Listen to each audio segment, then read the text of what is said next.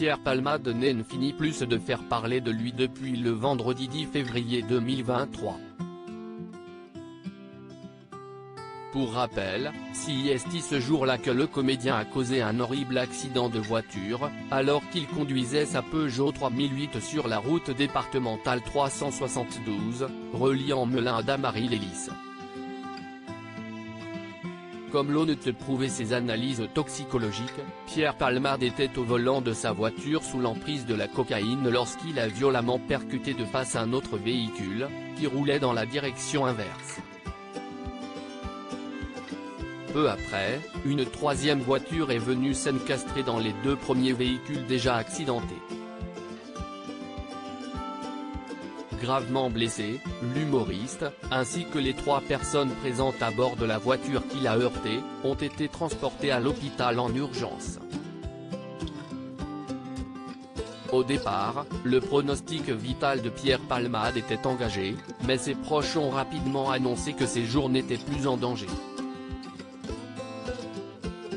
En revanche, les conséquences furent terribles pour les autres victimes. Au sein du véhicule percuté par l'humoriste se trouvait une jeune femme âgée de 27 ans, enceinte de 6 mois, qui a perdu le bébé qu'elle portait suite au choc.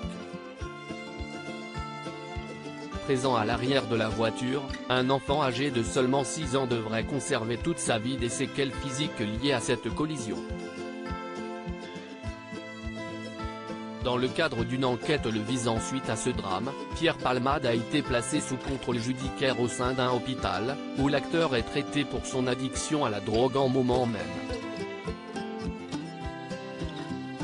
Pierre Palmade en boîte de nuit, des images d'archives de l'humoriste en compagnie de Bernard Montiel. Pour l'instant, les proches de Pierre Palmade sont restés très discrets dans les médias depuis l'accident du comédien. Cependant, l'un d'entre eux s'est confié au micro de BFM TV le samedi 22 avril 2023. Chez Pierre Palmade, il y a Dr Jekyll et Mr Hyde, a expliqué Christophe Combarieux, qui est un producteur de spectacle. On a le sentiment que Pierre a envie de brûler la vie par les deux bouts.